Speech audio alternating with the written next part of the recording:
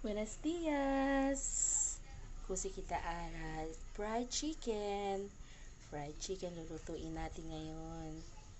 Lahat ng butter minix ko na para hindi po siya sayang. Para lahat luto. Para walang tapon.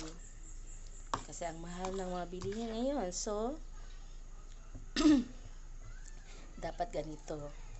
Para maano talaga siya. Nag-mix po din ako dito ng egg, lahat ng mga ingredients nandito na sa loob. Thanks for watching!